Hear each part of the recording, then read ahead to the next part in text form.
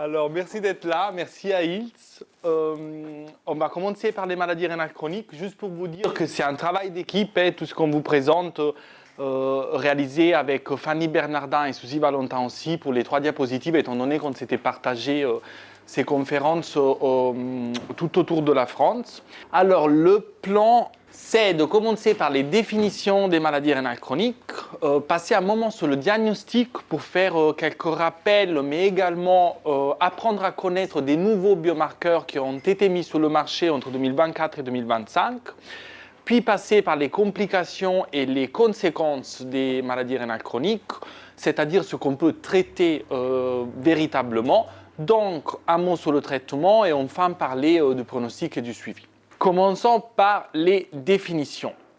Néphropathie chronique, c'est le synonyme d'une anomalie structurelle et ou fonctionnelle de un rein ou des 2 reins en même temps qui est présente depuis au moins 3 mois.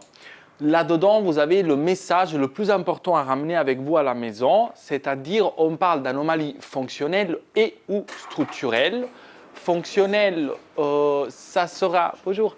Fonctionnelle, ça sera une altération de la fonctionnalité rénale qui, dans la grande majorité des cas, va se traduire par une azotémie rénale. Donc, on la verra en gros à la prise de sang avec n'importe quel biomarqueur qu'on va utiliser. Structurelle, cela peut être une anomalie qui ne s'associe pas à une azotémie. Donc, on parle de néphropathie chronique non azotémique. Et l'exemple le plus facile, c'est les polykystoses rénales. Vous pouvez dépister une maladie polycystique rénale chez un chat qui, par ailleurs, a une créatinine qui est complètement normale. Eh bien, cet animal, qui est plusieurs kystes ou même un kyste uniquement millimétrique, il a d'emblée un diagnostic de néphropathie chronique de stade IRIS 1 et on verra après les stades IRIS. Et le deuxième message important, c'est qu'il faut toujours parler des maladies rénales chroniques, donc au pluriel, ne plus utiliser le mot « la maladie rénale chronique ». La maladie rénale chronique n'existe pas. Il existe des attentes rénales qui vont avoir des conséquences plus ou moins différentes sur les reins et pour chaque animal.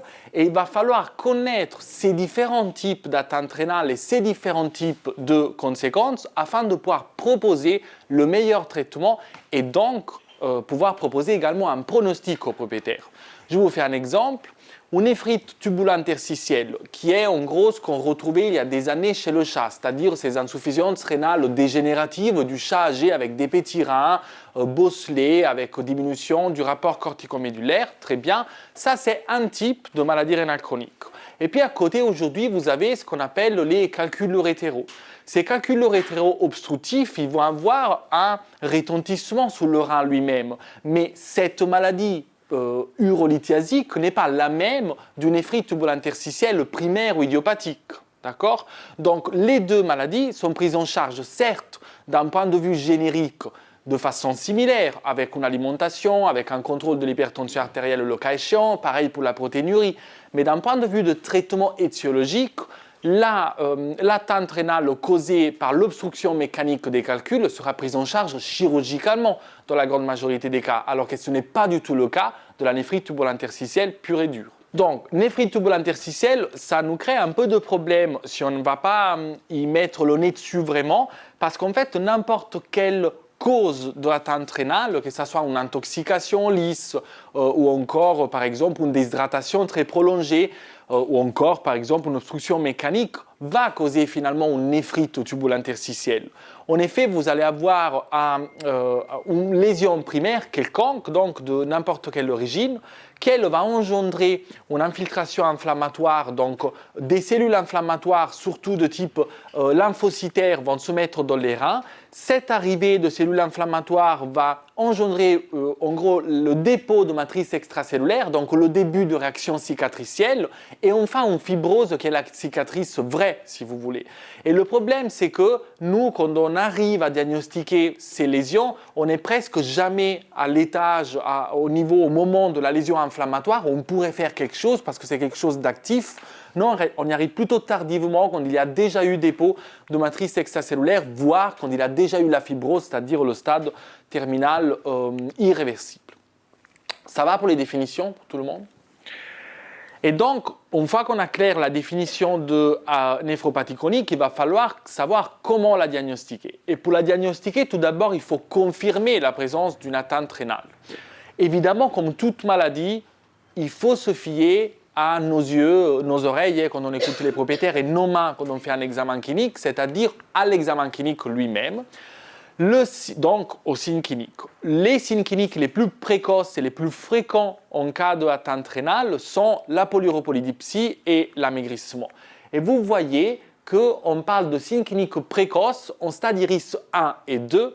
Donc, les stades Iris, on les verra après, mais juste pour rappel, un stade Iris 1, c'est une atteinte rénale non azotémique, donc juste une anomalie structurelle.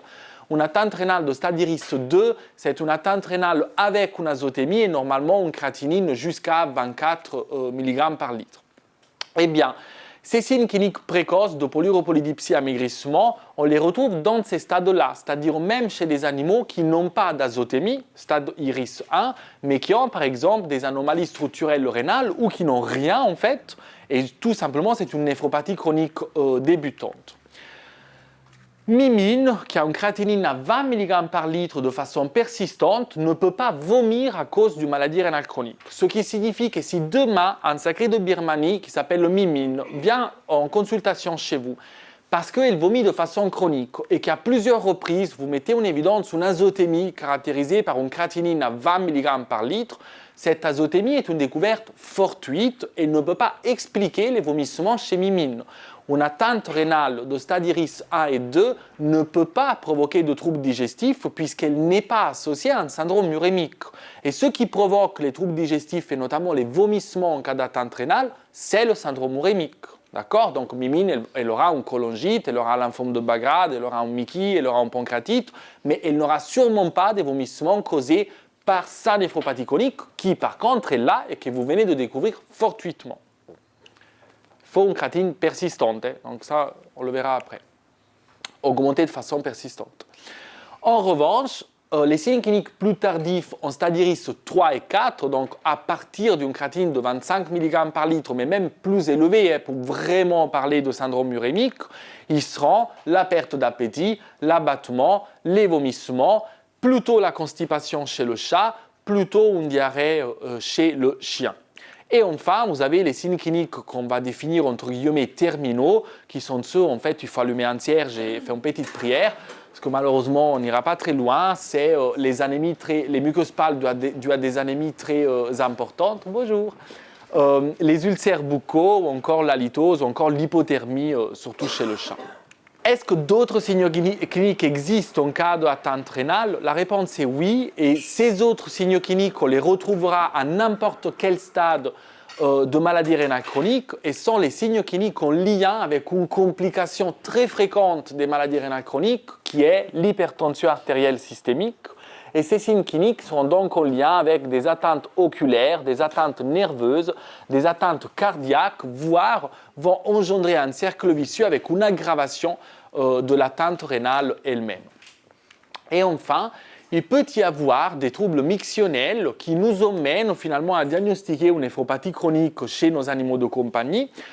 Par contre, faisons attention, il est vrai aujourd'hui en 2025, et c'est toujours vrai, qu'une néphropathie chronique par différents biais dont le défaut de concentration urinaire, donc, c'est-à-dire le fait de boire beaucoup et avoir des urines plus diluées, donc moins concentrées, peut augmenter le risque d'avoir une bactériurie, c'est-à-dire la présence de bactéries viables dans les urines.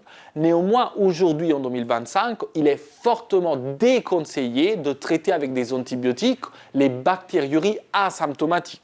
Ce qui signifie qu'en cas d'atteinte rénale, si vous faites une analyse urinaire, et vous devez la faire, parce qu'on le verra, c'est la pierre, un des piliers du diagnostic, et que vous réalisez également un culot urinaire, voire un examen bactériologique des urines, et que vous mettez en évidence un Escherichia coli par exemple, mais que le chat n'a ni de dysurie, ni d'hématurie, ni de strongyurie, ni de pollakiurie, laissez tranquille à la fois le chat et son Escherichia coli. Vous allez le traiter uniquement par la suite si il engendra des signes cliniques urinaires. Donc, pour confirmer la présence d'une atteinte rénale, tout d'abord, je regarde dans ma clinique et après, je vais m'aider par les biomarqueurs. Les biomarqueurs les plus utilisés aujourd'hui, et d'ailleurs depuis des lustres, c'est la créatinine et la SDMA. Puis on a l'analyse urinaire, comme je vous disais, qui est un pilier avec lequel on va rechercher à la fois un défaut de concentration urinaire, mais également éventuellement une protéinurie rénale qui peut être isolée ou pas. L'altération du système rénine-angiotensine-aldostérone qui, lui, en fait, va provoquer l'hypertension artérielle systémique et finalement l'hypertension artérielle systémique et sa recherche, donc la mesure de la pression, vont devenir un moyen de diagnostiquer une néphropathie chronique si on n'est pas aidé par les biomarqueurs ni par exemple par l'analyse urinaire.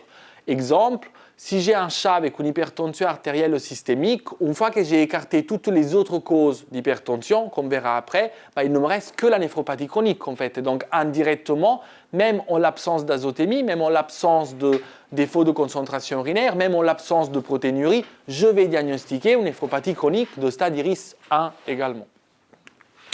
Encore, on a l'imagerie médicale, on l'a vu qu'une atteinte rénale, c'est soit une anomalie fonctionnelle, soit ou accompagnée par une anomalie structurelle. Donc, une asymétrie rénale en radiographie abdominale est diagnostic d'une néphropathie chronique.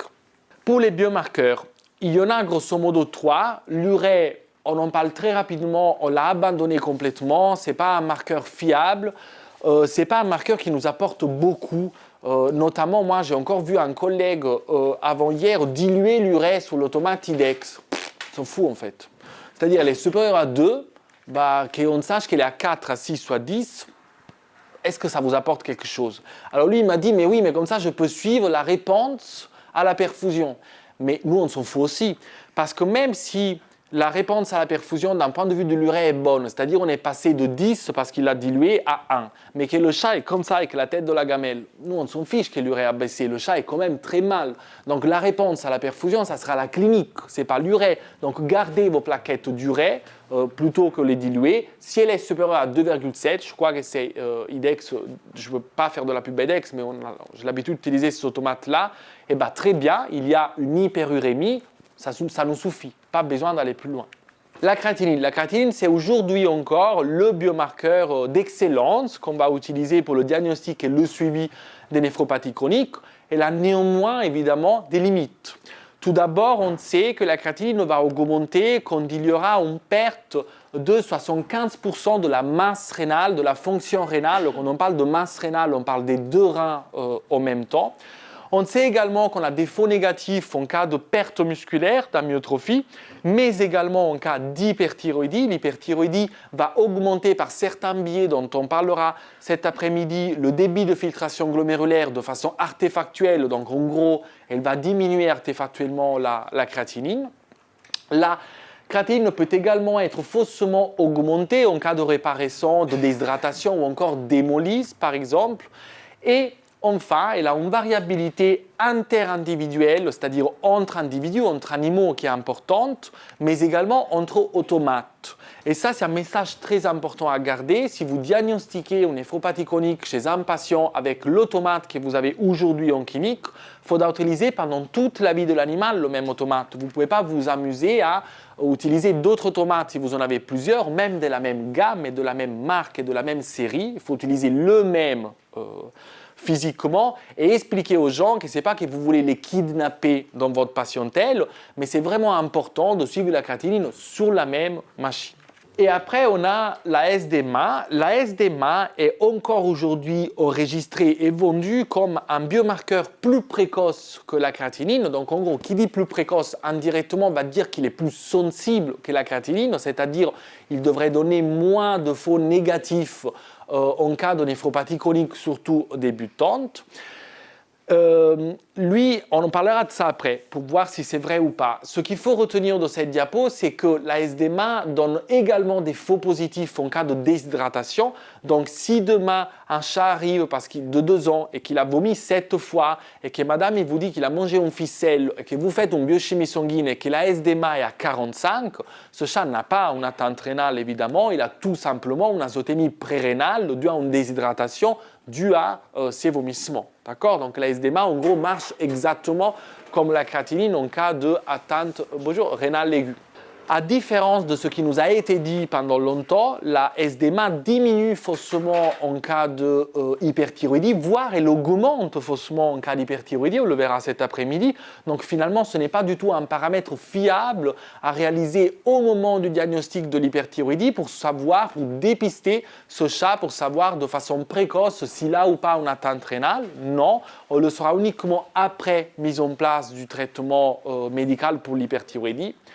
Et enfin, à la différence de la créatinine, la SDMA, elle a une énorme, j'exagère, je suis italien, elle a une non négligeable variabilité intra-individuelle. Ce qui signifie que si vous allez mesurer la SDMA sous le même jour, plusieurs fois sur le même animal, vous n'allez jamais avoir le même résultat. Pour vous faire un exemple de ce qui se passe en termes de biomarqueurs et masse rénale, ici, vous avez deux schémas. Le premier, c'est, en gros, les deux dessinent une masse rénale, le dessin gris.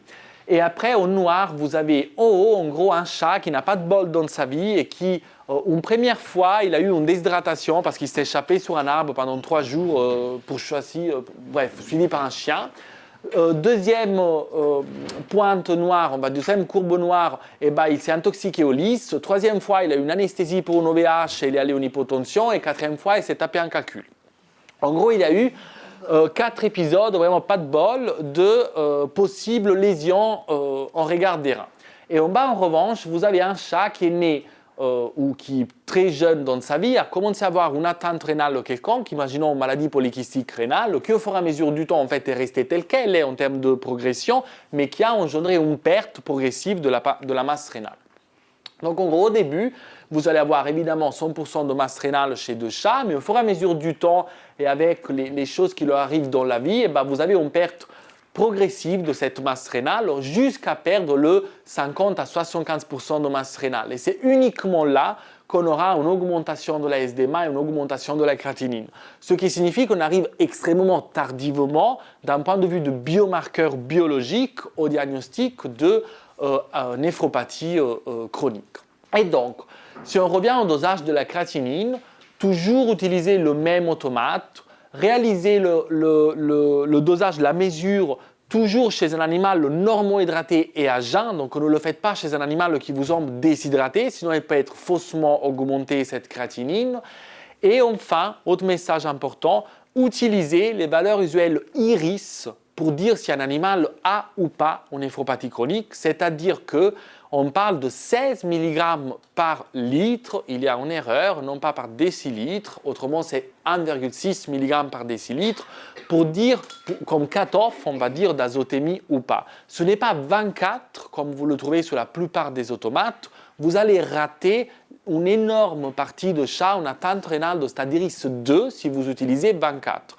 Faut utiliser 16, mais il ne faut pas utiliser 16 parce que c'est Mario qui vous le dit. En réalité, personne ne le dit. Il faut utiliser 16 pour homogénéiser la prise en charge de ces néphropathies chroniques et pour ne pas rater des néphropathies chroniques débutantes qui peuvent être mises en silence, entre guillemets, c'est-à-dire contrôlées médicalement rapidement. Pour la SDMA, est-ce qu'elle est vraiment plus précoce et donc plus sensible que la créatinine ? Il y a eu une étude assez récente qui nous disait que finalement la SDMA et la créatinine ont des sensibilités qui sont similaires et en plus cette étude nous disait que la SDMA est moins spécifique que la créatinine, c'est-à-dire il y a plus de faux positifs en utilisant la SDMA que la créatinine et cela ça vient retrouver les informations dont on a parlé tout à l'heure, notamment le fait que la SDMA a une forte variabilité intra-individuelle, ce qui fait qu'on a plus de faux positifs avec la SDMA.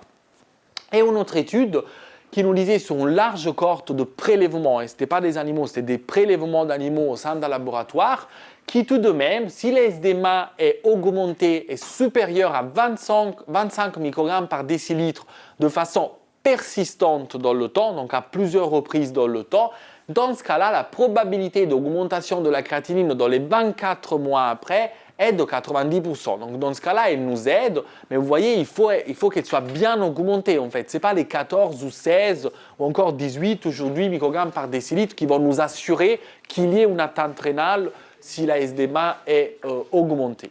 Et encore, les cas de figure face auxquels on peut se retrouver, Ce premier cas de figure, c'est ce qui est attendu, on va dire en général, quand on utilise la SDMA, c'est-à-dire je dose chez un animal avec des signes cliniques compatibles, imaginons un polyuropolydipsie isolé, créatinine et SDMA 3 fois à 2 semaines d'intervalle à chaque fois.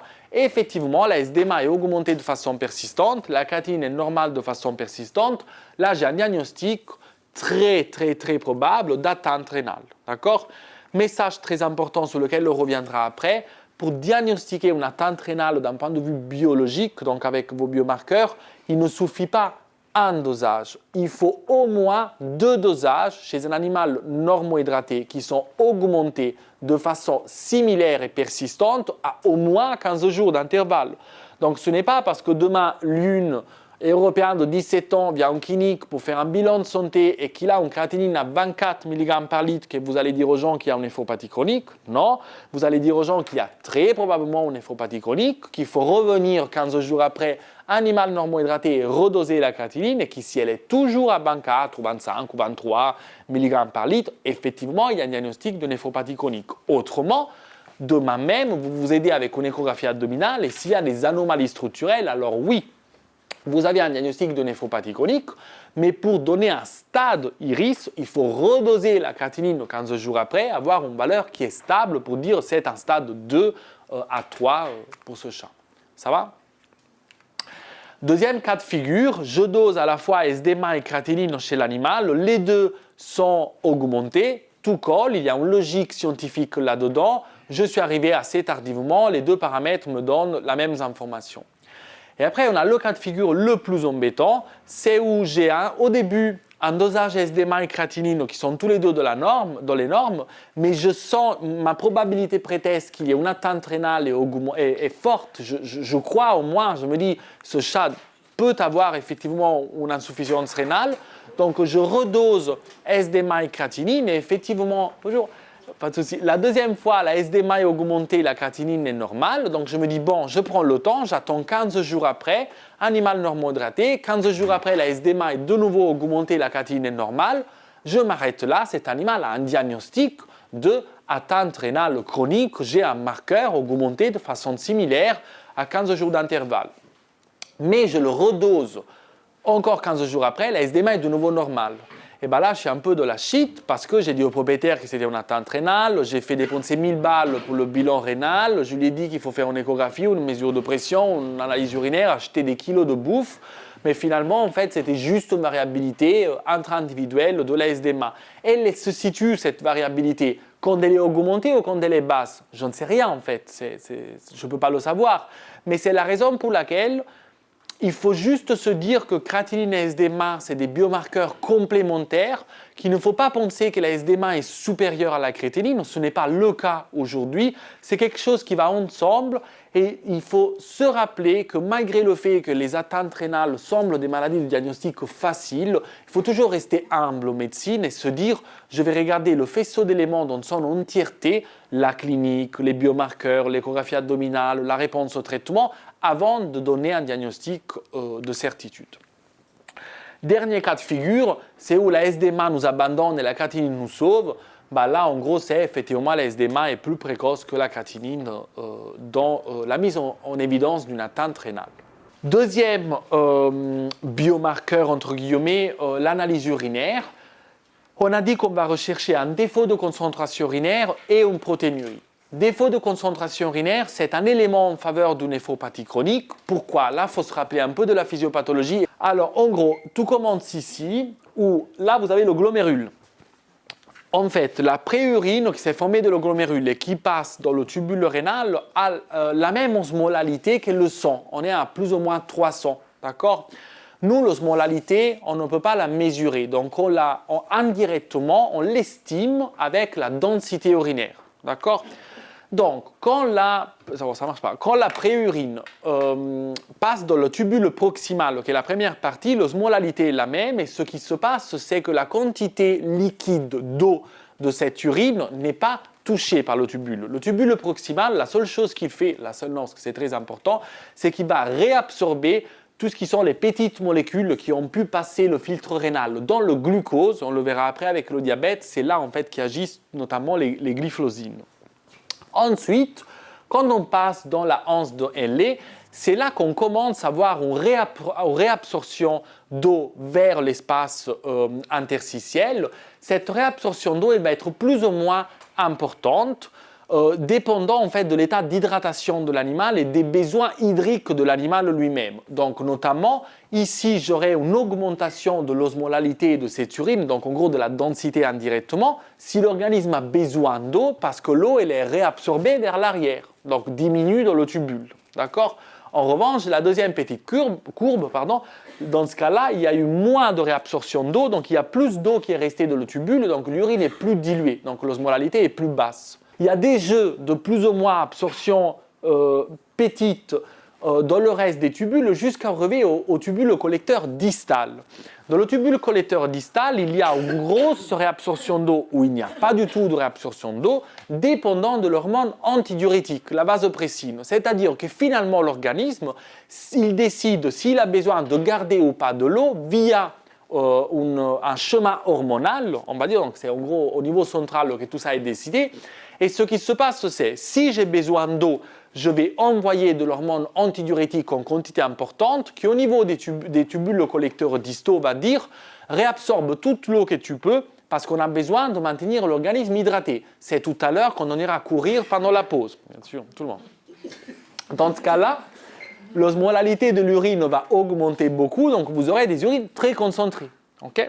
En revanche, si on s'est noyé dans l'eau, bon, plutôt l'alcool, eh bien non, l'alcool déshydrate, donc ce n'est pas le bon exemple. Si on s'est noyé dans l'eau parce qu'on a beaucoup bu, l'organisme il se dit, bon là, c'est bon, il faut arrêter de garder de l'eau, donc je vais essayer de l'excréter de les urines, donc le rein ne va pas répondre à l'hormone antidiurétique, il va se dire, déjà il y a moins d'hormone antidiurétique qui est produit, et en plus le rein dit, laisse-moi faire, laisse-moi excréter cette eau, on n'a pas besoin. Et donc là, l'osmolalité baisse, et donc on a des urines plus diluées, donc moins concentrées, donc une densité urinaire plus basse. Alors pourquoi je vous ai cassé les pieds avec ça ? Déjà parce que c'est beau, mais accessoirement, parce que là, vous comprenez que pour concentrer ou diluer les urines, il faut un rein qui marche, qui est capable au niveau tubulaire de dire anse de lait, je ne réabsorbe pas, tubule collecteur distal, je réponds ou pas à la vasopressine, donc à l'hormone diurétique, je mets ou pas mes récepteurs pour l'hormone antidiurétique. En gros, il faut qu'il travaille.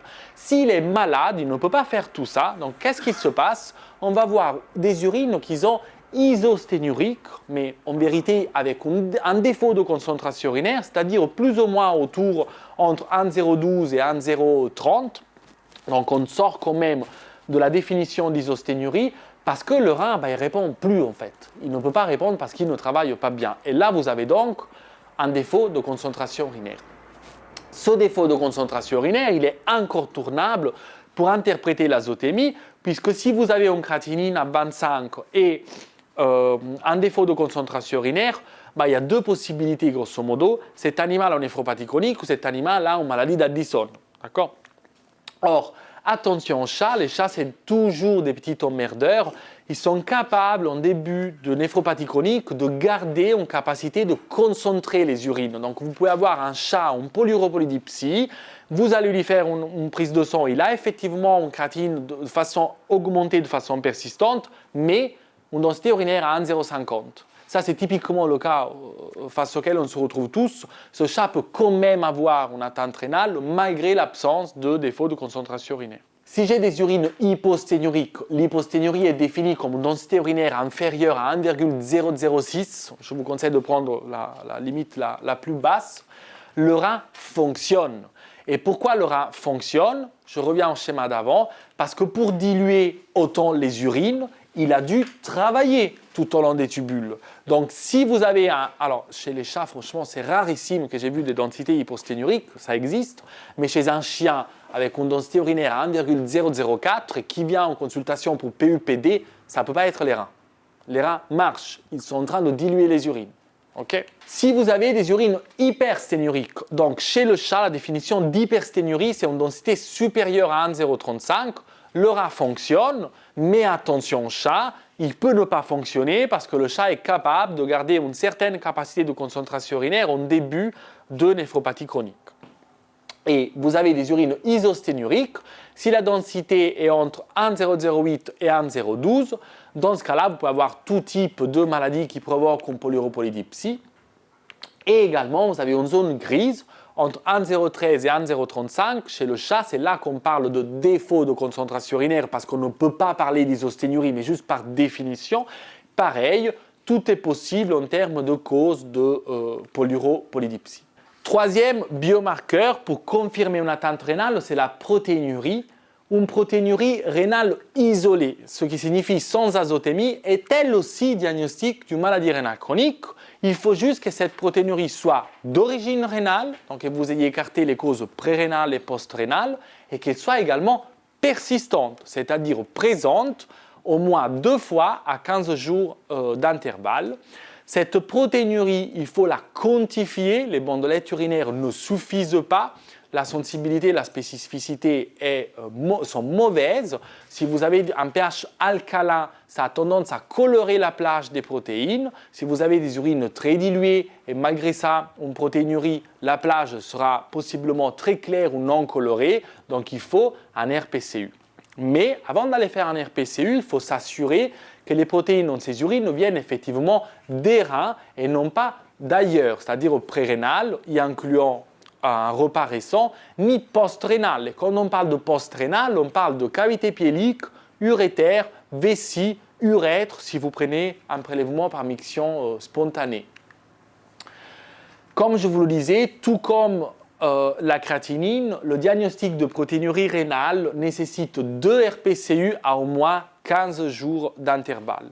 Et pourquoi c'est important la protéinurie? Parce que d'un côté, elle peut m'aider en termes de diagnostic d'atteinte rénale quand je n'ai pas d'autres biomarqueurs qui m'aident, mais également, vous le voyez ici, parce que la protéinurie est un facteur pronostic négatif en cas d'atteinte rénale. Donc il faut la mettre en évidence pour la traiter et augmenter les chances de survie de nos patients.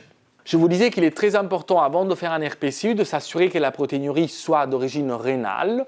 Donc les causes prérénales de protéinurie sont l'hyperthyroïdie, le myélome multiple, l'hypertension, la pancréatite, la fièvre, le lymphome, les réparescents, les inflammations systémiques, il y en a plein.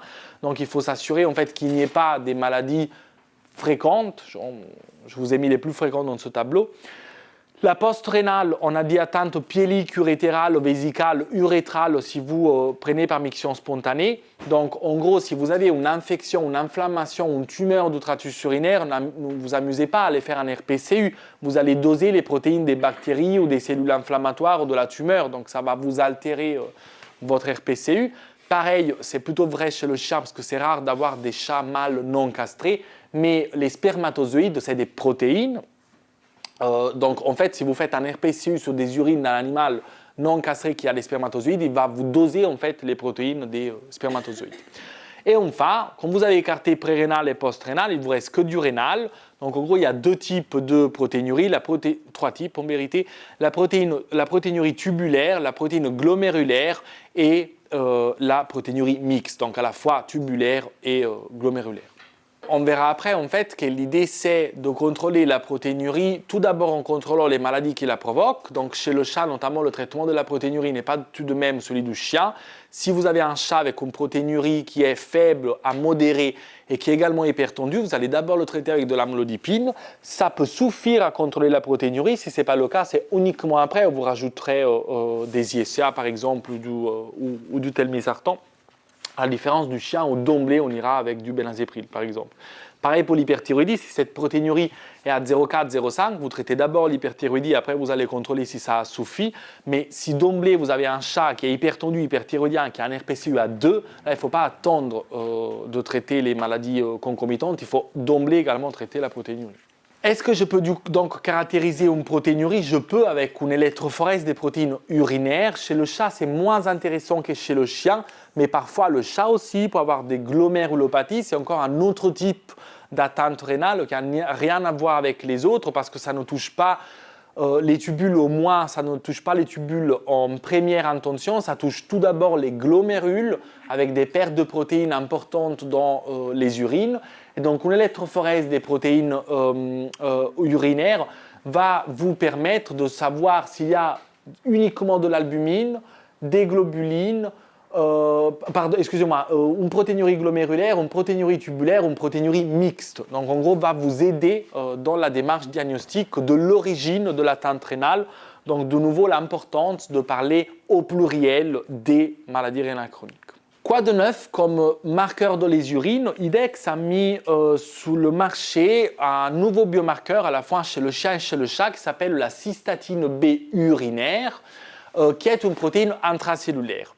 Pourquoi utiliser déjà cette cystatine B? Cette cystatine, elle est présente dans toutes les cellules de l'organisme, mais je vous le disais, elle est intracellulaire. Donc en gros, elle n'est pas censée être ni dans le sang ni dans les urines. Or, si elle est présente dans toutes les cellules de l'organisme, si j'ai des tubules malades, notamment en cas de nécrose tubulaire, ou en tout cas d'atteinte tubulaire, les cellules tubulaires vont se casser, vont mourir, et donc cette cystatine va tomber dans les urines. Et du coup, les équipes de recherche se sont dit, tiens, elle pourrait être un marqueur dans les urines de atteinte tubulaire. Ce qui a été effectivement le cas, à la fois chez le chien et chez le chat.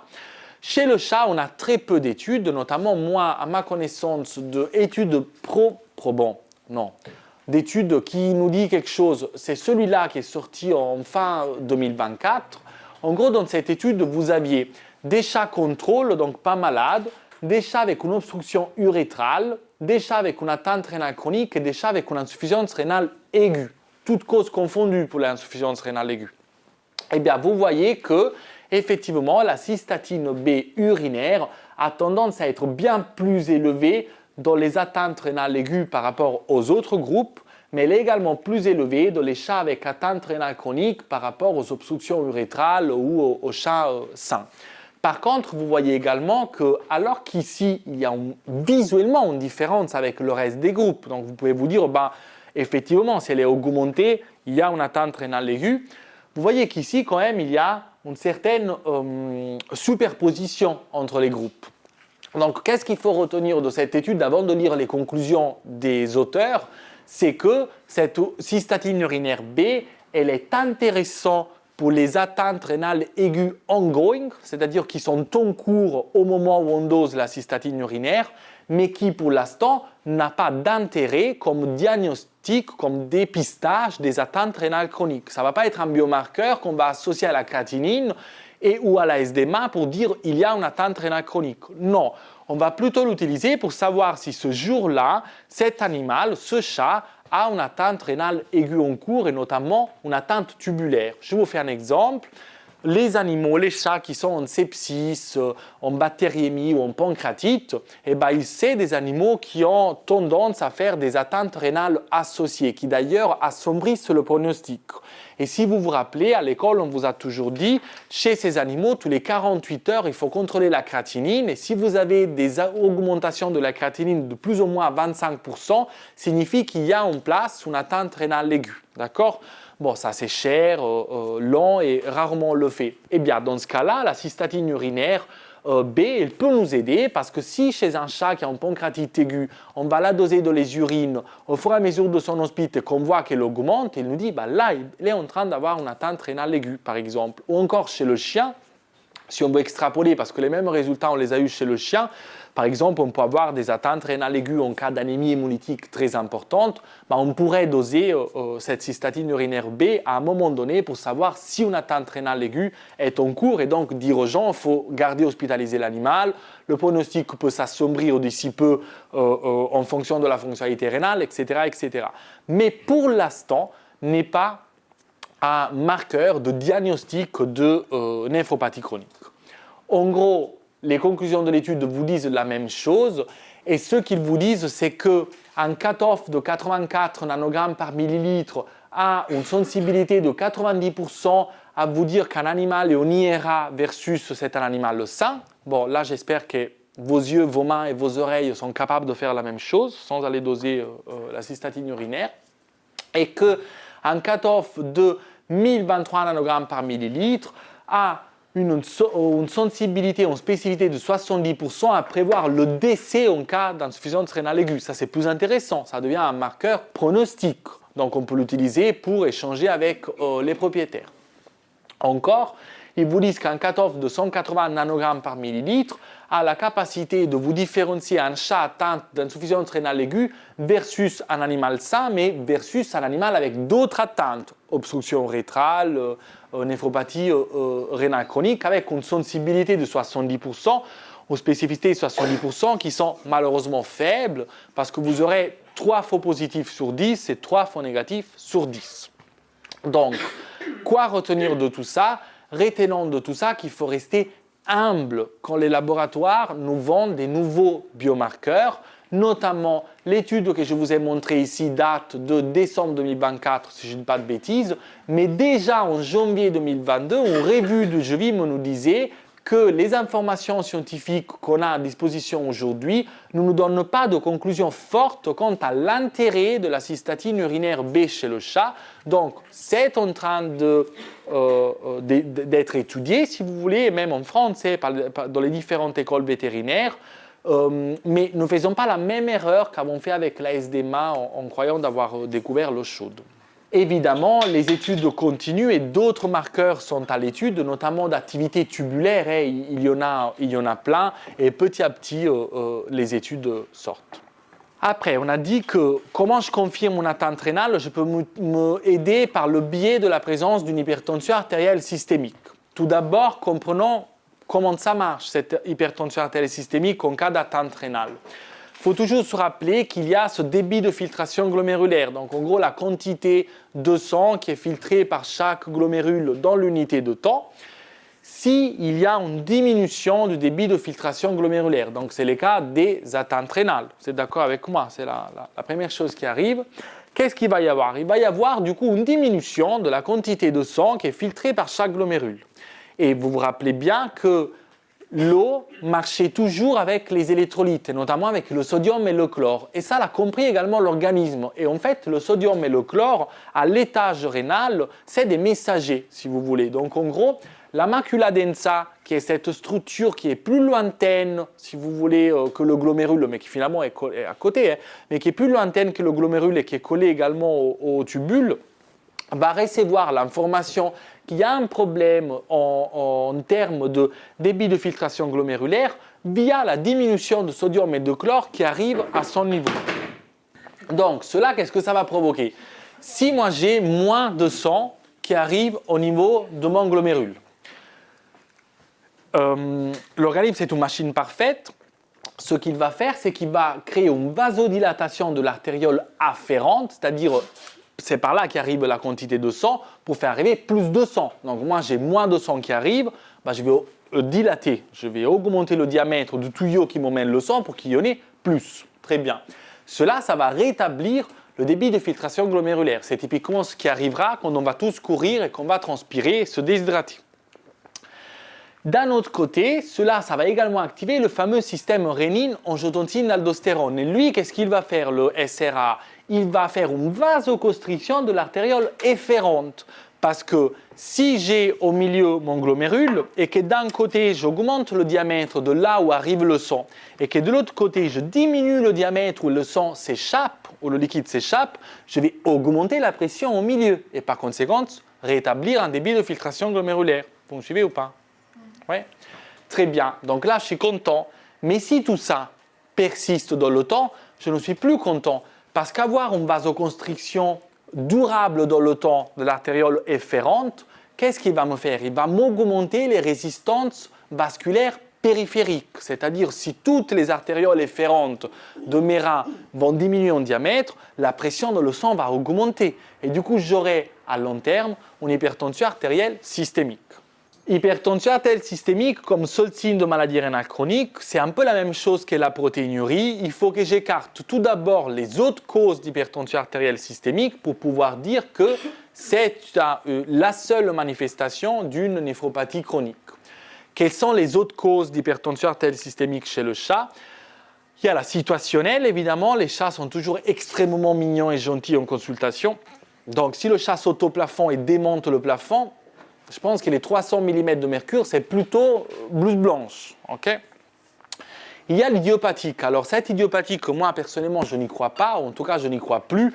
Comme vous regardez les études, les prévalences d'hypertension artérielle systémique idiopathique ont ont eu tendance à diminuer au fur et à mesure des années, alors qu'ils ont augmenté les capacités de diagnostiquer d'autres maladies telles que les néphropathies chroniques, l'hyperthyroïdie et surtout l'hyperaldostéronisme. Donc en gros, les 3 maladies les plus fréquemment associées à une hypertension artérielle systémique seront les maladies rénales chroniques. Et rappelez-vous que la présence sous part d'une hypertension artérielle systémique n'est pas corrélée à la sévérité de l'azotémie, ce qui signifie qu'un personne avec une maladie polykystique rénale de 4 mois et qui n'a pas d'azotémie peut très bien avoir une hypertension artérielle systémique, ce qui signifie que quand vous dépistez un chat pour une maladie polykystique, il ne faut pas faire que l'échographie abdominale, mais en cas de kyste, il faut faire également une pression, une mesure de la pression artérielle systémique. Deuxième maladie, c'est l'hyperaldostéronisme primaire. 50 à 100% des chats avec hyperaldostéronisme ont hypertension artérielle. Et enfin, il y a l'hyperthyroïdie, à côté de laquelle je vous ai mis un énorme point d'interrogation, parce que cette histoire que l'hyperthyroïdie cause une hypertension artérielle systémique n'est pas du tout claire. C'est-à-dire qu'on le verra après, d'un point de vue physiopathologique, ça a un sens qui s'active le système rénine-angiotensine-aldostérone, mais sachez, pour vous créer un autre doute et sortir de là en me détestant, que l'hormone T4, c'est un vasodilatateur périphérique. Donc normalement, on devrait avoir des hypotensions en cas d'hyperthyroïdie, non pas des hypertensions. Et c'est ce qui arrive chez l'homme. Les hommes, l'humain avec une hyperthyroïdie fait des syncopes, fait des malaises. Ne fait pas des hypertensions, c'est plutôt les hypothyroïdiens qui font des hypertensions parce qu'il n'y a pas de T4 et donc il y a une vasoconstriction. Bref, ce n'est pas sûr, mais aujourd'hui on accepte encore de se dire que l'hyperthyroïdie est associée ou une cause, moi je préfère le mot associé à l'hypertension artérielle systémique. Par quel biais? On le discutera tout à l'heure. Et enfin, des maladies plus rares, chez le chat comme étant à l'origine d'hypertension, le diabète, le phéochromocytome, la maladie de Cushing, ou encore l'érythropoïétine. Sachez que dans presque la moitié des chats traités avec EPO, il va y avoir une hypertension artérielle systémique parce que l'EPO, c'est un dopant. Okay, c'est ce qu'on utilise, pas moi encore, mais ce qu'on utilise pour se doper. Et après, vous avez enfin, on a dit l'imagerie médicale, qui n'est évidemment pas un biomarqueur, mais c'est un outil qui va vous accompagner beaucoup dans votre démarche diagnostique pour confirmer une atteinte rénale. Donc là, typiquement, une maladie une maladie polykystique rénale importante chez un chat qui n'avait pas d'azotémie par ailleurs. Et à ma gauche, votre droite, un rat un peu manche d'un chat qui avait une perte de la distinction corticomédulaire avec des reins bosselés et un cortical hyperéchogène. C'est typiquement avec le liséré hypoéchogène péricortical les images typiques d'atteinte rénale chronique. Donc écoutez, on est arrivé là, on est arrivé à confirmer notre atteinte rénale. Maintenant, on va établir un stade IRIS. Pourquoi on va... Non, avant de pourquoi. Comment l'établir? On l'établit à l'aide des tableaux IRIS. Sachez que la classification IRIS, elle est indépendante de la cause.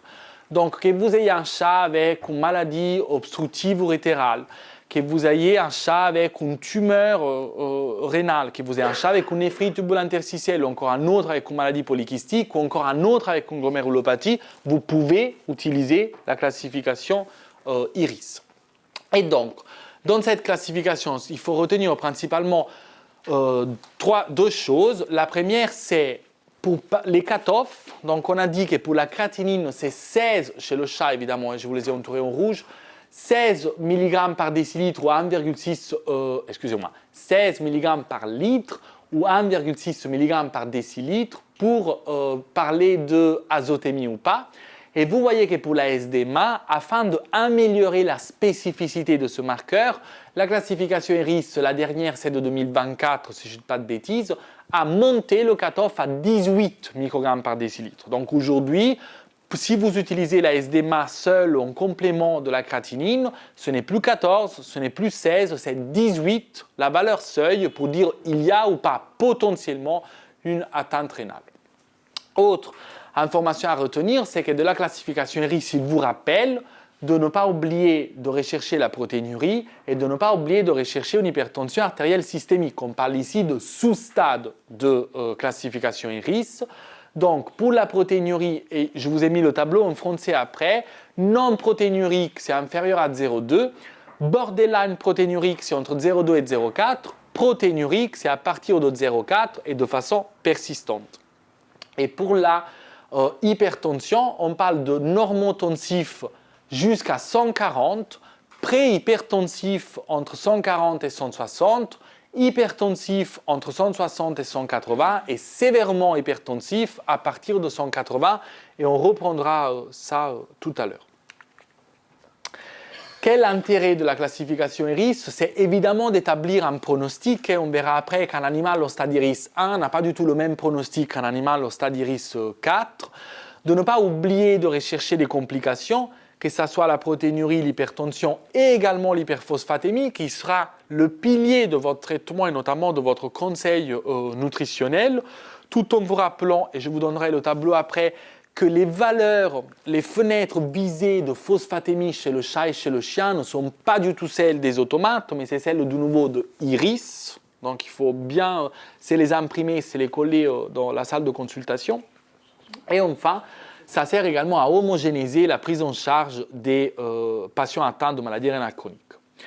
Et donc, juste pour faire un résumé de ce qu'on a dit jusqu'à l'instant, quand je vais parler de maladies rénales chroniques, quand j'ai une augmentation persistante, au moins 2 fois 2 semaines d'intervalle, de la créatinine et ou de la SDMA chez un animal normohydraté, je parlerai alors de maladies rénales chroniques azotémiques, de stade IRIS 2, 3 ou 4, dépendant de l'augmentation de ces biomarqueurs. Ou encore, j'ai une maladie rénale chronique en cas d'anomalie morphologique rénale, que ce soit radiographique, échographique ou au scanner, y compris en l'absence d'azotémie. Donc, s'il n'y a pas d'azotémie, je parlerai de maladie rénale chronique non azotémique de stade IRIS 1. Pareil, je parlerai de maladie rénale chronique de stade IRIS 1 non azotémique si j'ai une protéinurie isolée ou une hypertension artérielle systémique isolée qui sont, après exclusion de toute autre cause, d'origine rénale. Zuiti, c'est un corate femelle stérilisée de 1 an qui est référé pour dysorexie. Zuiti de Zuite a que le nom parce que c'est une teigne comme rarement j'en ai vu dans ma vie. Donc la seule chose de l'examen clinique que je pouvais vous dire, c'est qu'en pesant la cage avec et sans Zuiti, elle n'avait pas perdu du poids. Mais elle était dysorexique. Donc, quand on est face à ces cas-là, c'est-à-dire d'un côté, vous avez un chat qui est vraiment pas compliant, il ne nous aide pas, et de l'autre côté, vous avez un signe clinique qui est nul, parce que la dysorexie, merci, mais le diagnostic différentiel, c'est Lettinger en entier. On va s'aider avec des examens complémentaires sous anesthésie générale gazeuse. Chez Zuiti, donc on va faire une numération formule sanguine qui est tout à fait normale. On va faire une biochimie sanguine complète avec ionogramme complet incluant le calcium ionisé qui est normal. Donc qu'est-ce qui s'est passé? C'est passé que la Zuiti est énervée mais endormie. La propriétaire est devenue agressive aussi parce qu'elle a dépensé plein de fric et nous on n'a pas la réponse. Et nous on est très frustrés. Et donc dans ce cas-là, on va se dire avec l'échographie abdominale. C'est un peu la logique, vous avez la dysorexie, c'est normalement associé à des maladies abdominales, vous n'avez pas de réponse à la prise de sang, vous vous aidez avec un examen de facilement accessible et moyennement cher. Et chez Zuiti, ça c'est les reins des Zuiti, il y avait des calculs piéliques obstructifs, également des calculs urétéraux très obstructifs avec une dilatation piélique très importante et la présence de calculs dans les urines. Donc là, en gros, vous avez un exemple type d'une néphropathie chronique de stade IRIS 1 qui est non azotémique parce que, je vous le rappelle, la créatinine de Zuiti était à 11 mg par litre. Donc, là, pourquoi je me permets de parler de néphropathie chronique alors que je viens de connaître Zuiti? C'est parce que ça, c'est pas là depuis hier. Là, ça, c'est là depuis au moins des semaines. Donc, je peux me permettre de parler de néphropathie chronique. Et pourquoi je donne déjà un stade IRIS? Parce que la créatinine est normale. Donc, je peux déjà dire que c'est un stade IRIS 1. La suite de ce diagnostic, là, en gros, j'ai confirmé la présence d'une néphropathie chronique. J'ai donné un stade, maintenant je veux donner un sous-stade, donc savoir, j'arrive tout de suite après, si elle est protéinurique ou pas. Est-ce qu'elle est hypertensive ou pas? C'est l'autre sous-stade. Problème, hypertensive chez Zuiti, je vous invite à lui faire une mesure de la pression artérielle, donc on a fait juste un fond d'œil, il n'y avait pas d'hémorragie rétinienne, bon. Protéinurique, je ne vais pas doser l'RPCU parce qu'il y a sûrement une inflammation post-rénale vu la quantité de calculs dans les urines, etc. Donc, je ne vais pas me fier à ça. Donc, ces informations, je ne pourrais pas les avoir. Et après, je vous ai dit qu'il ne faut pas parler de la maladie rénale chronique, mais des maladies rénales chroniques, parce que chez Zwiti, il y a une atteinte rénale structurelle secondaire à une maladie obstructive par des calculs. Maintenant, l'étape d'après, c'est mais d'où viennent ces calculs? Sont-ils idiopathiques ou sont-ils secondaires? Dans la grande majorité des cas, c'est des oxydes de calcium. On avait déjà dosé calcium total, ionisé, phosphore, c'était normal. Zwiti est jeune et là, non. Au scanner, Zwiti avait un énorme champ portosystémique qui était à l'origine de calculs du RAT, qui était à l'origine de néphropathie chronique de stade Iris 1, hypertensif protéinurique, on ne le sait pas. Question. Pourquoi pas faire un culot urinaire avant l'écho? Chez Zwiti, alors chez Zwiti, on ne l'a pas fait parce que la vessie était vide et du coup, on n'a pas pu prélever des urines. Mais effectivement, il fallait absolument faire même un SCBU et un culot urinaire. Donc, on a confirmé la néphropathie chronique, on a établi un stade Iris. Maintenant, est-ce que je recherche la cause et comment? La cause, je vais la rechercher sûrement en stade Iris 1, sûrement en stade Iris 2, parce que c'est débutant, je peux faire quelque chose pour l'animal le cas échéant. C'est le cas de Zwiti en stade Iris 1. En stade Iris 3, ça se discute. Évidemment, si je suis un stade Iris 3 débutant en créatinine à 30 mg par litre, par rapport au 25-24 du stade Iris 2, évidemment, oui, il y a un intérêt à discuter avec les gens. Si je suis en stade Iris 3 terminal, il n'y a pas vraiment d'intérêt. En stade Iris 4, on les laisse évidemment tranquilles puisqu'il y a un rein qui est fibrotique, on ne pourra pas faire grand-chose. Comment j'investigue la cause? Donc, on l'a vu, l'échographie abdominale, parfois les radiographies abdominales sont un moyen pour l'écho très utile d'avancer. Parfois, le scanner est une étude de l'équipe nantaise d'Atlantia nous a bien dit que les scanners sans produit de contraste sont bien plus performants que l'échographie pour rechercher, compter et localiser les calculs urétéraux chez les chats. Encore par cytoponction, quand vous avez une suspicion de tumeur à cellules rondes, notamment à lymphome rénal, la cytoponction, dans la grande majorité des cas, plus que 80 à 90% des cas est diagnostic de lymphome. Enfin, la biopsie est indiquée uniquement en cas de glomérulopathie. Et donc, un petit mot sur les biopsies. Chez le chat, rappelons-nous, on l'a vu, dans la grande majorité des cas et indépendamment des causes, l'atteinte rénale va être une néphrite tubulo-interstitielle qui va donc se présenter sous la forme d'une protéinurie, le cas échéant, tubulaire. Donc, les biopsies ne sont pas indiquées. Et pourquoi ne sont pas indiquées? Parce que si vous regardez ce destin, la biopsie va biopsier la corticale et ne va pas biopsier les tubules. On ne peut pas biopsier les tubules. Si on va biopsier les tubules, on fait mourir l'animal d'une hémorragie. Donc, en cas de néphrite tubulo-interstitielle, interstitium et tubule, les biopsies rénales ne servent à rien.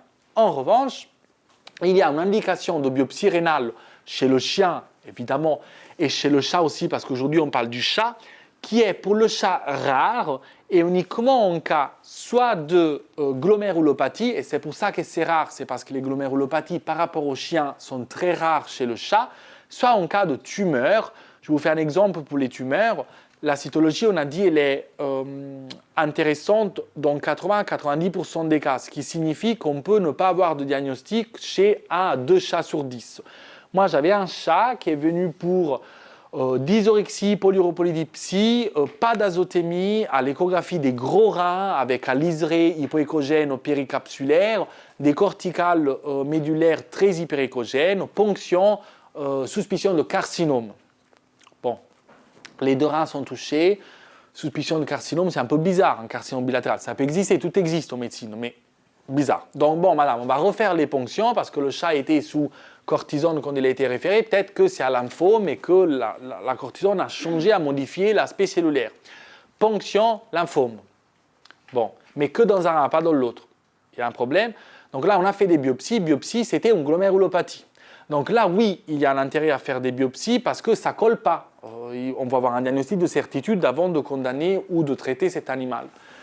Dans les cas des glomérulopathies suspectées d'emblée en clinique, parce que vous avez une protéinurie massive, parce que c'est une race prédisposée ou autre, Également, les biopsies en première intention peuvent être intéressantes.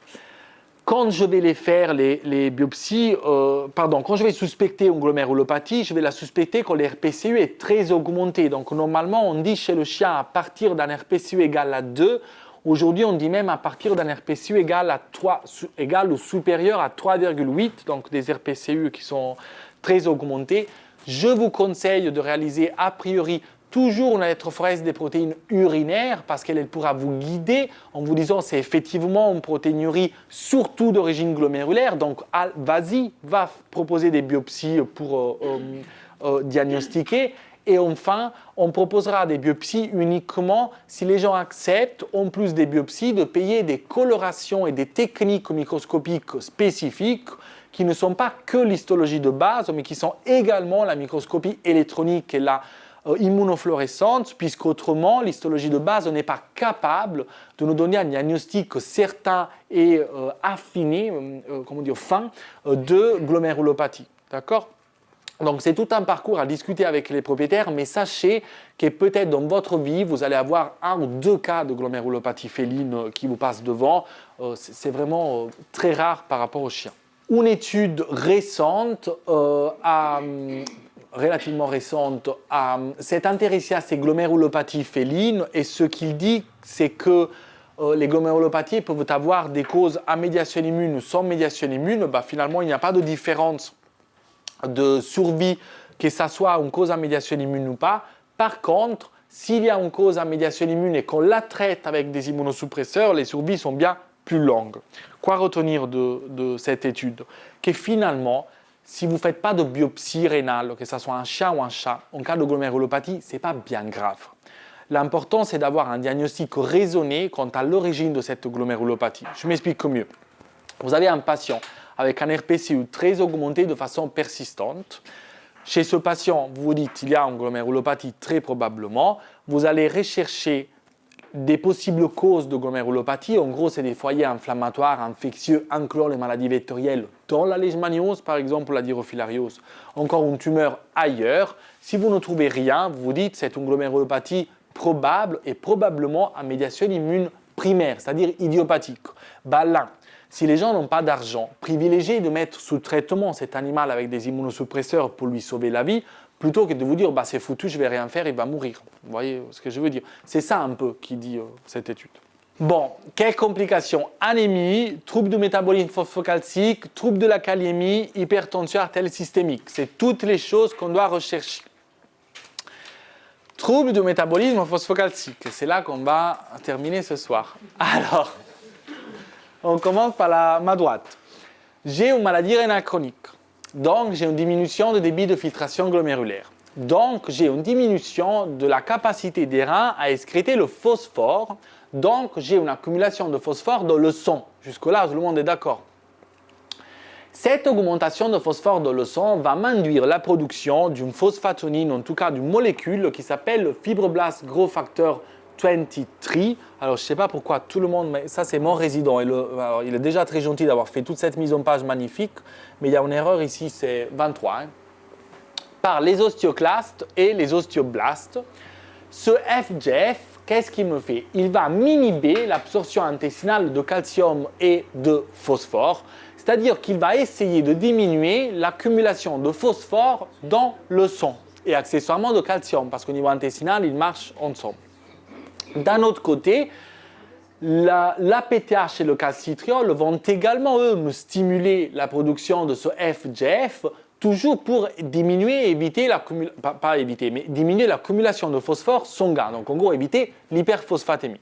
Donc, en gros, ce qu'on comprend de tout ça, c'est que le FGF23, c'est la première chose qui est produite par l'organisme, la première molécule pour contrôler le phosphore et même avant que le phosphore augmente dans le sang. C'est ça qui est très important à retenir. Et donc, comment il fait ce FGF23? D'un côté, il va, on a dit, inhiber l'absorption intestinale de calcium et de phosphore, et de l'autre, il va inhiber un enzyme, l'alpha-1 hydroxylase rénale, qui était l'enzyme qui transformait la vitamine D inactive en vitamine D active. Et pourquoi il va faire ça? Parce que le calcium et le phosphore au niveau intestinal s'étaient absorbés sous l'action de la vitamine D. Ça va? Donc en gros, l'objectif, c'est toujours de diminuer l'accumulation de phosphore dans le sang. Vous y êtes tous jusque-là. Très bien. Le problème, c'est que cette machine parfaite, au fur et à mesure du temps, déconne un peu, et donc il va y avoir ce qu'on appelle une hyperparathyroïdie secondaire d'origine rénale par résistance au FGF23, c'est-à-dire que surtout au niveau de l'interaction avec PTH et calcitriol et au niveau de l'augmentation de calcium ionisé sanguin, l'organisme va perdre la capacité de répondre au FGF23. Et c'est pour ça que de façon inéluctable, malheureusement, dans tout type d'atteinte rénale, au fur et à mesure de sa progression, vous aurez une hyperphosphatémie, une hypercalcémie totale et donc une hyperparathyroïdie rénale secondaire. Ça va? Bien. Pourquoi le phosphore est si important? C'est parce que c'est un facteur pronostic négatif. C'est-à-dire que si on le laisse augmenter, les animaux vont mourir avant, d'où l'importance de s'en intéresser. Mais quel phosphore? Il y a différents types de phosphore. Il y a le phosphore dans les aliments qui est organique, insoluble, viande et plantes. Il est peu biodisponible. Donc à la question, est-ce que mon chat peut manger du thon? Oui, madame, sauf s'il bouffe que ça. Le concept le plus... Et après, vous avez l'inorganique, qui est celui soluble, présent dans les additifs alimentaires vétérinaires. Bah, c'est celui en fait, qui est biodisponible et qui cause un peu plus de problèmes chez les animaux atteints de maladies rénales chroniques.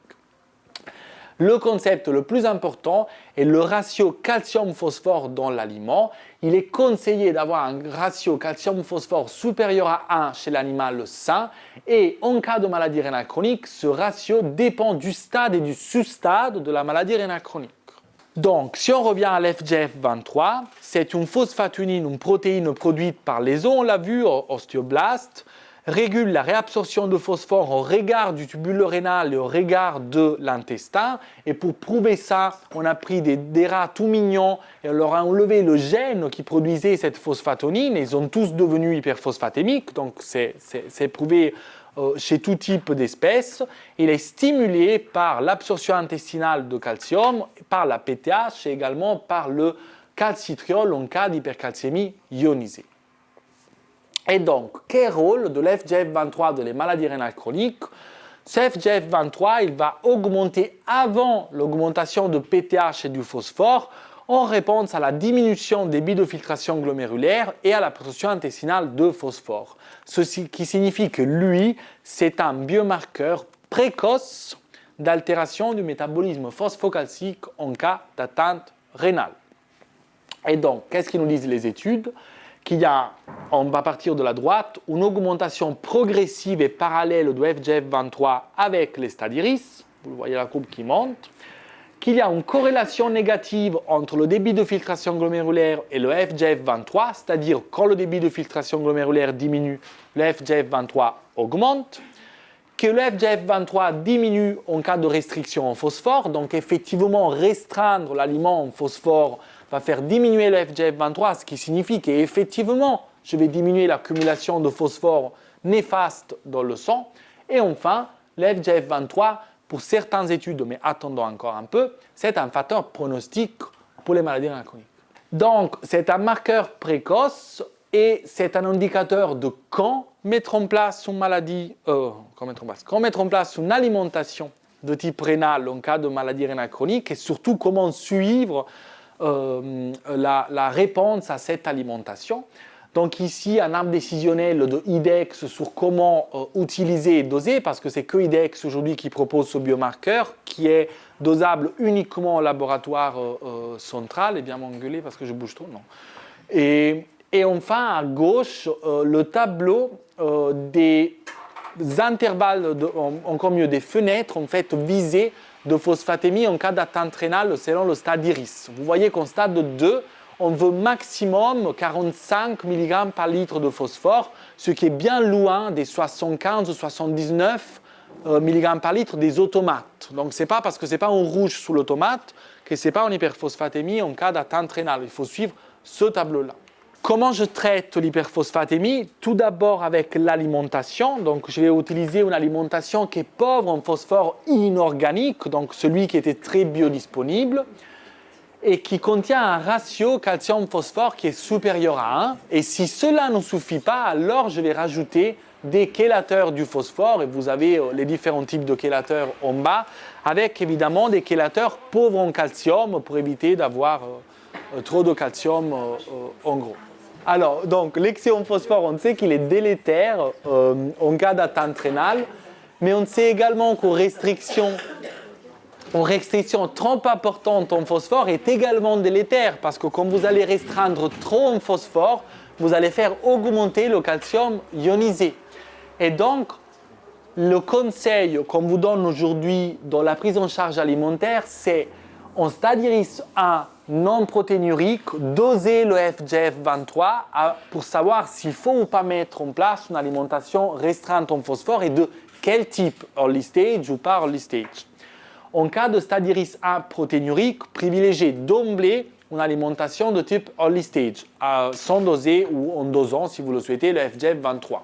En stade IRIS 2 protéinurique ou pas, une alimentation early stage.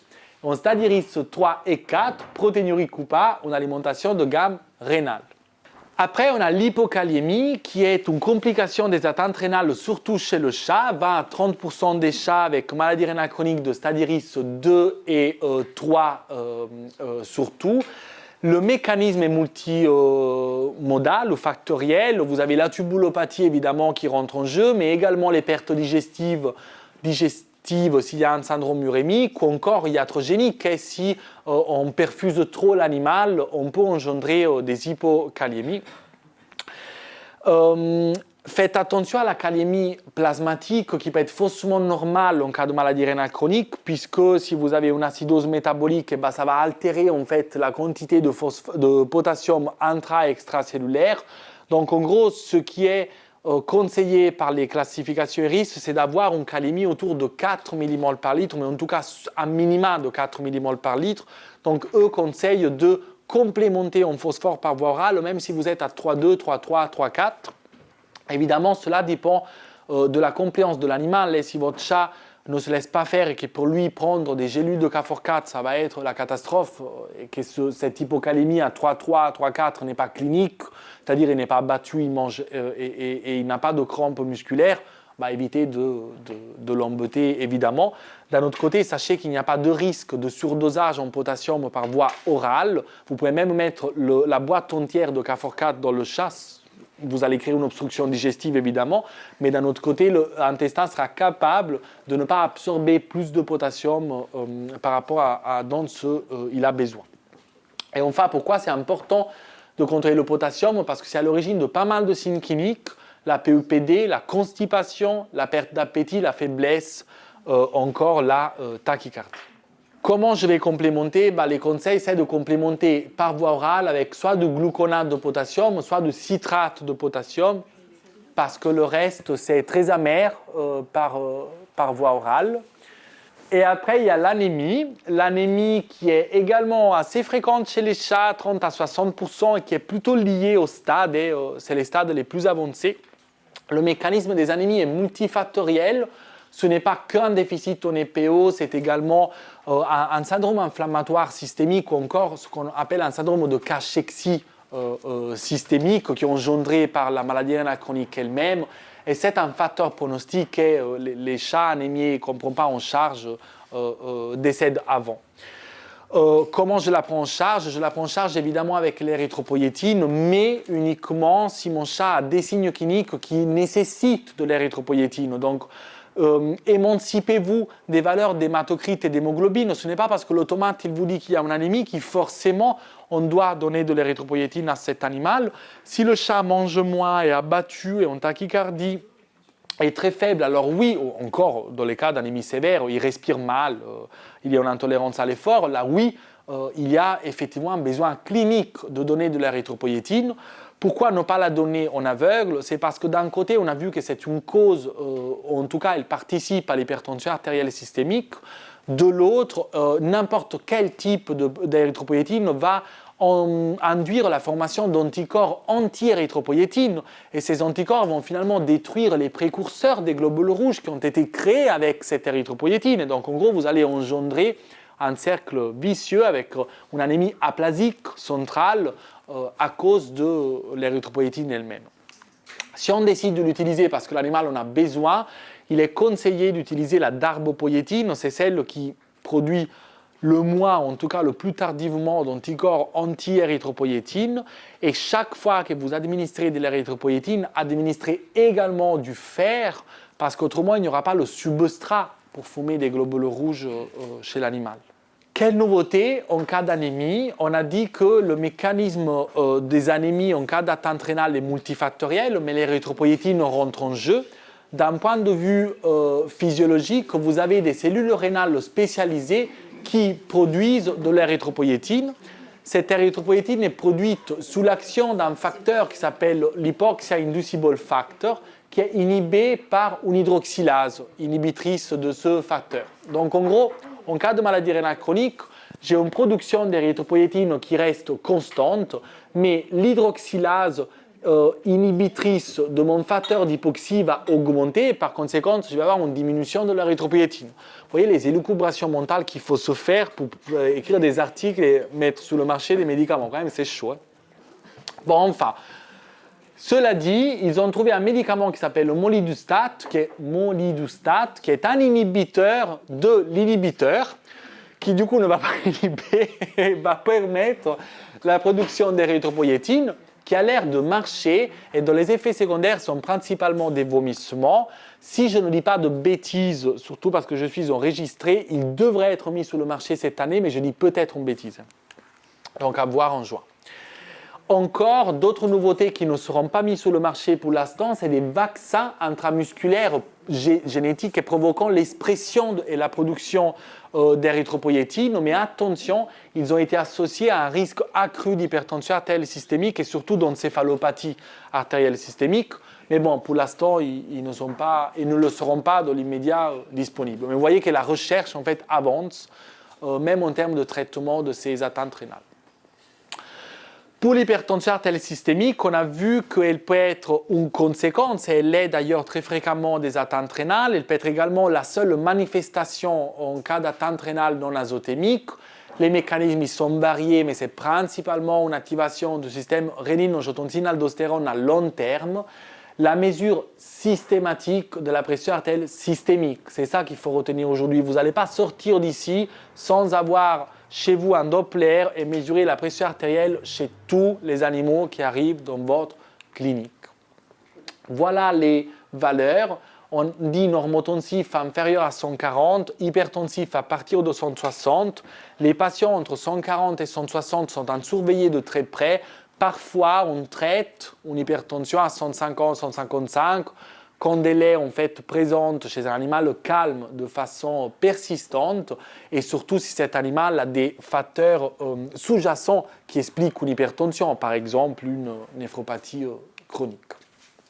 Évidemment, c'est hyper important de traiter parce qu'on a vu qu'il y a des organes ciblés, on les a évoqués au début de cette présentation, qui sont les reins eux-mêmes. L'hypertension crée un cercle vicieux sous les reins en augmentant par ailleurs la protéinurie, en l'aggravant. Les yeux, évidemment, avec des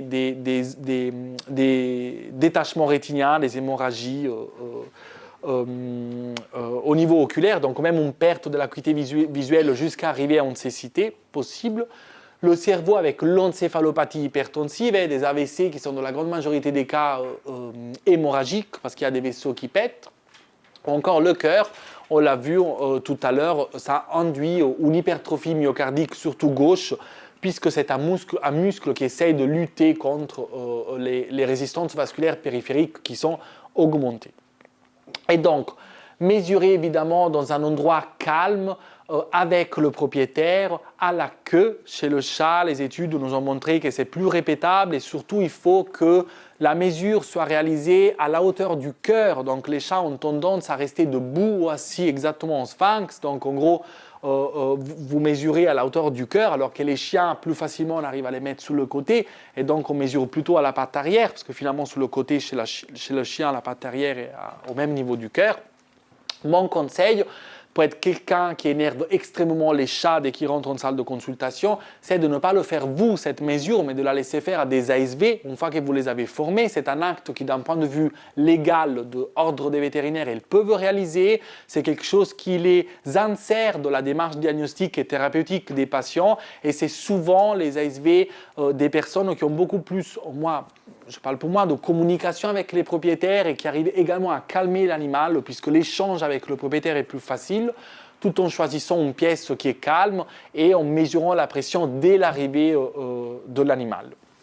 Avec quel appareil? Eh bien, malheureusement, il y a des différences non négligeables entre l'oscillométrie et le Doppler de plus ou moins 20 mm de mercure, ce qui est non significatif si l'animal a 300 mm de mercure d'hypertension, mais quand vous êtes à 140, 160, 180, là commence à devenir significatif parce que vous ne savez pas trop quoi faire à un moment de ces valeurs-là.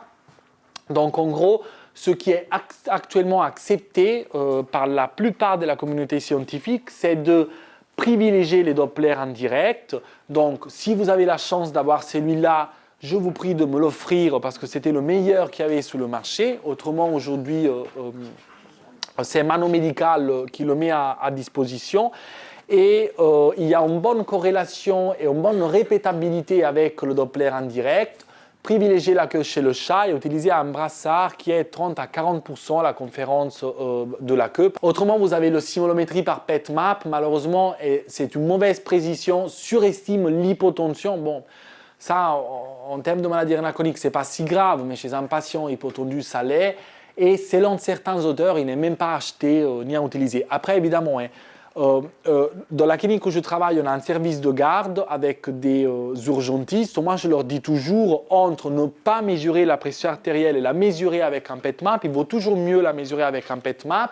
S'assurer que vous ayez une belle courbe en cloche quand vous faites votre mesure pour avoir le plus d'informations possible à retenir de cette mesure. Mais voilà, entre rien et ça, il vaut mieux ça.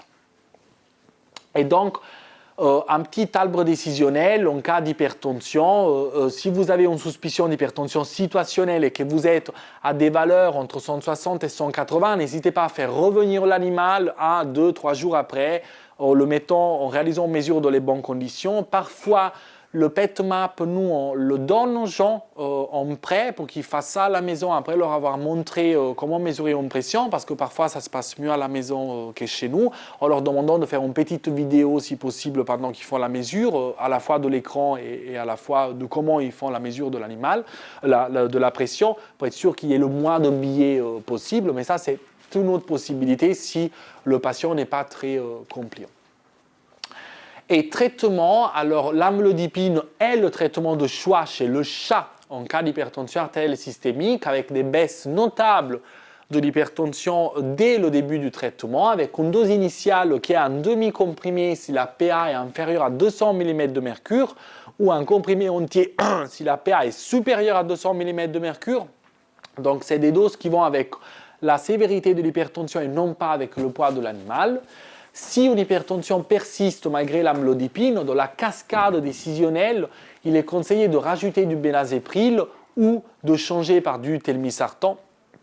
Et il est valable également l'amlodipine en cas de protéinurie associée à l'hypertension artérielle systémique, mais si la protéinurie persiste malgré le contrôle de l'hypertension artérielle systémique, alors il faut rajouter de nouveau du bénazéprile ou encore du telmisartan. Contrôlez toujours la créatininémie après la mise en place d'un ISCA ou d'un sartan parce qu'elle a tendance à augmenter de 30% chez environ 23% des chats dans le mois qui suit. Ça, c'est un peu normal puisque le mécanisme d'action de ces médicaments, c'est de diminuer le diamètre de l'artériole afférente qui était celle qui s'était dilatée pour faire arriver plus de sang et donc augmenter le débit de filtration glomérulaire.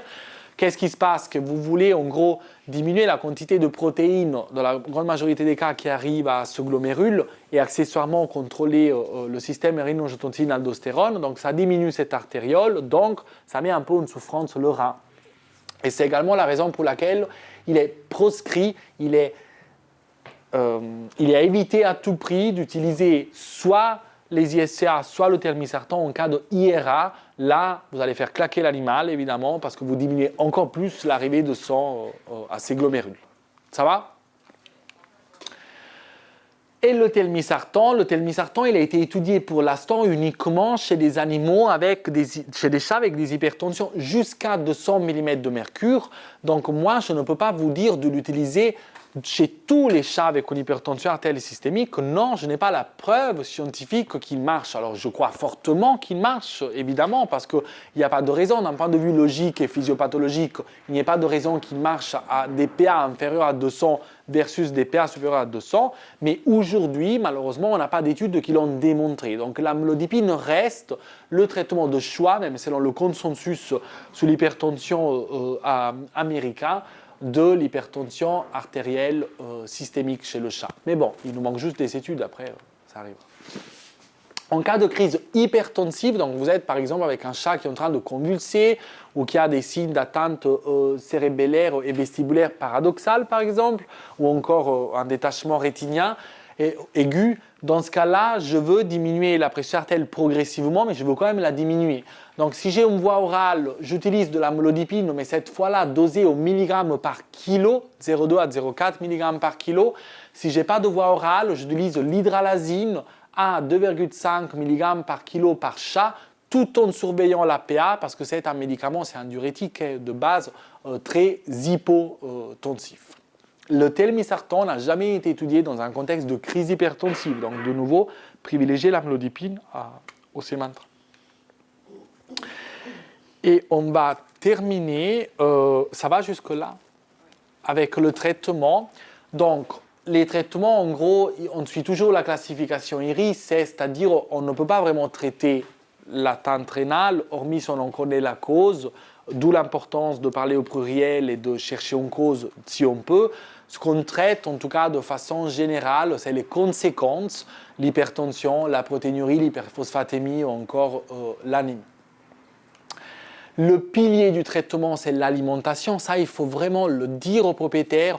On n'est pas des vendeurs de croquettes, on est des médecins. Et l'alimentation rénale, c'est un traitement, c'est une thérapeutique qui a démontré que les animaux qui étaient traités avec une alimentation rénale vivaient 3 fois, 4 fois, 6 fois plus que les animaux non alimentés avec une alimentation rénale. Donc ça, il faut vraiment le montrer aux propriétaires. Moi, j'arrive avec ces tableaux et les dessins et je leur explique. Et j'ai beaucoup de top tête, mais voilà. Et l'alimentation rénale, elle est capable également de faire, de rendre stable évidemment l'azotémie, dans certaines études, de même de la faire diminuer un petit peu, même sinon de façon significative. Mais quand même, pour un propriétaire, ça peut être quelque chose de très intéressant de voir cette stabilité, voir cette amélioration, alors que chez les animaux qui n'étaient pas alimentés avec une alimentation de gamme rénale, vous voyez que l'azotémie avait tendance à s'aggraver très rapidement. Évidemment, il est important qu'il mange une alimentation rénale, mais surtout, il est important qu'il mange et qu'il remette une certaine masse musculaire, cet animal. Donc, il faut toujours assurer les besoins énergétiques et toujours se rappeler que l'atteinte rénale reste, et je vous le disais, une maladie inflammatoire systémique avec activation de cytokines, et notamment de l'interleukine 6, l'interleukine 1 bêta et le tumor necrosis factor alpha, qui sont des cytokines cachectisantes qui veulent faire mourir l'animal, lui faire perdre du poids et du muscle. Donc, il est très important qu'il mange une alimentation rénale, mais il est très important qu'il mange tout court. Et aujourd'hui, pour le faire manger, on peut s'aider par des orexigènes, donc soit de la myrtazapine. Il y a la myrtazapine par voie orale qu'on a utilisée pendant longtemps, mais attention, l'excrétion est rénale, donc il faut ajuster les doses en fonction de la sévérité de l'atteinte rénale de votre patient. Autrement, il y a la forme pommade qui a un effet orexigène qui est moindre, mais qui a moins d'effets secondaires quant aux concentrations sanguines. Et autrement, vous avez aujourd'hui les Luracat, qui je trouve être un médicament assez intéressant. Les Luracat est à base de capromoréline. Je vais y arriver. Capromoréline. La capromoréline, c'est un autre dopant. Elle mime la gréline. La gréline, c'est une hormone produite par l'estomac, qui va être produite par vos estomacs autour de 12h30, quand vous allez avoir faim. Parce qu'elle va dire au niveau central, j'ai faim, il faut que je mange, l'estomac est vide. Mais surtout, une fois que vous mangez, elle va augmenter la production et la sécrétion d'hormones GH, d'hormones de la croissance. Et c'est pour ça que c'est un dopant. Et donc, qu'est-ce qu'elle va faire, cette capromoréline chez le chat? Elle va certes augmenter l'appétit, mais surtout, elle va participer à la prise de masse musculaire, ce qui est un facteur pronostic positif, le fait de ne pas être maigre et de manger en cas d'atteinte rénale. Donc moi, je le trouve intéressant. Seul bémol, ça fait un peu baver, donc il faut prévenir les gens. Syndrome urémique, c'est quelque chose également à prendre en charge. Alors oui, il faut arrêter, donc ça, je vous le laisserai lire, mais en gros, et c'est la partie la plus importante pour Hills, pourquoi Hills a mis sur le marché une alimentation avec une technologie active bio, à laquelle également, moi, je crois beaucoup, et c'est la raison pour laquelle aujourd'hui, je suis là, hormis la crève de Suzy. C'est parce que, en gros, vous avez effectivement une dysbiose qui se met en place et qui est prouvée en cas d'atteinte rénale, à la fois chez l'homme, chez le chat et chez le chien. Cette dysbiose est multifactorielle. D'un côté, c'est les alimentations pauvres en fibres. De l'autre, c'est le syndrome urémique lui-même qui diminue le péristaltisme intestinal. Donc un mécontentement de la flore intestinale qui va se traduire par une augmentation des bactéries uréases positives qui, elles, vont participer au syndrome urémique et donc aggraver les choses. Et de l'autre côté, une réduction des bactéries qui fermentent les glucides et donc une participation par diminution de production des acides gras à courte chaîne, participation à l'inflammation locale et systémique et donc au processus cachectisant et donc au mauvais pronostic pour l'animal. Les acides gras, de façon très synthétique, sont intéressants. Et enfin, les complications, je vais les traiter dès le stade 1. Ça, c'est pour vous dire, n'oubliez pas que vous pouvez avoir une hypertension artérielle systémique dès le stade 1. Donc, ce n'est pas parce qu'un animal est non azotémique qu'il n'a pas de complications. Est-ce que je vais utiliser du Mopral chez les chats avec atteinte rénale? La réponse est non. Les études nous disent qu'il n'y a pas de gastropathie érosive chez les chats. Par contre, s'il est très nauséeux du Cerenia, évidemment, ça a un intérêt. Vous pouvez le donner sur le long cours, ça aide beaucoup. Les perfusions subcutanées, ça marche, c'est utile, ça prolonge la survie des animaux, pas forcément dans les études, mais dans l'expérience personnelle, même si ça n'a pas une grande valeur scientifique, mais c'est quelque chose qui fidélise le client, aide le patient et de nouveau fait participer nos infirmiers et infirmières à la démarche diagnostique et thérapeutique de l'animal. Donc n'hésitez pas 2 à 3 fois par semaine à réaliser ces perfusions subcutanées. Protéinurie, je vous en ai parlé tout à l'heure chez le chat, c'est d'abord l'amlodipine et si ça ne marche pas, benazépryl et telmisartan. Et là, vous avez de nouveau les valeurs usuelles. Est-ce que je vais utiliser du benazépryl ou des sartans hormis la présence d'une protéinurie, d'une hypertension? S'il vous plaît, ne m'énervez pas, la réponse est non. Il y a des études qui vous disent que si vous mettez à la fois chez le chien ou chez le chat du benazépryl versus du placebo en cas d'atteinte rénale sans protéinurie et sans hypertension, les survies sont les mêmes. Donc vous êtes uniquement, soyons sincères entre nous, en train de faire entrer du fric pour la clinique. Vous n'êtes pas en train d'aider l'animal, vous n'êtes pas en train d'aider le propriétaire parce que ça rajoute un médicament à donner à l'animal, potentiellement toxique parce que vous allez diminuer l'afflux sanguin au niveau des glomérules, ce n'est pas des médicaments d'insuffisance rénale, ce n'est pas des médicaments de néphropathie chronique, c'est des traitements d'hypertension artérielle et ou de protéinurie. Je vous ai bien engueulé là. Enfin, est-ce qu'il y a des traitements qui vont sortir pour les maladies rénales chroniques, pour l'insuffisance rénale? Il y a des études en cours sur une association multiple d'acides aminés qui, dans cette étude, il y en a eu 2 autres expérimentales et celui-là qui était clinique, a rapporté que les chats qui étaient traités avec cette association d'acides aminés avaient une créatinine qui restait stable, c'est la ligne bleue, par rapport au groupe contrôle qui ne le recevait pas où la créatinine a augmenté. Pareil, le phosphore de ces animaux est resté stable, tandis que le phosphore des animaux placebo a augmenté. Est-ce qu'on va donner tous les acides aminés du monde à ces animaux? Non. C'est un peu comme le JS pour la PIF. On est au stade débutant de ces études. On attend d'autres résultats pour effectivement dire s'il y a un intérêt ou pas. Et on termine sur le pronostic. Je vous disais que c'est par rapport au stade, donc ça vous pouvez le montrer au propriétaire. Et c'est également par rapport à la protéinurie, l'hyperphosphatémie, l'anémie. Donc on l'a vu, toutes les complications qu'il faut prendre en charge. Le suivi, dépend des stades. Plus le stade est bas, plus le suivi sera lent, espacé dans le temps. Donc vous avez derrière, stade 1, c'est tous les 6 mois, 1 an, jusqu'à stade 4, tous les 1 à 4 semaines. Moi, j'ai un chat de 19 ans qui vient tous les 3 semaines à faire un contrôle. Bon, les gens ont la possibilité de le faire, on n'oblige personne évidemment, mais c'est ce qu'il faudrait faire pour avoir la survie la plus longue. Et enfin, qu'est-ce que je vais faire à chaque suivi? Évidemment, un examen clinique, un interrogatoire des propriétaires, évidemment, mesure de la pression artérielle. Si je peux, alors évidemment, un minimum en créatinine, mais si je peux également, numération formule sanguine, bilan électrolytique avec calcium ionisé et calcium total, analyse urinaire. Éventuellement, si vous avez une IRA sur MRC, c'est-à-dire une phase aiguë sur une maladie rénale chronique, l'échographie abdominale est intéressante en suivi parce que chez 66% de ces animaux, on n'a pas la cause de ces IRA sur MRC, mais tout le reste, c'est des causes plutôt mécaniques. Donc en gros, avoir une échographie abdominale de suivi peut vous aider dans les échanges avec les propriétaires.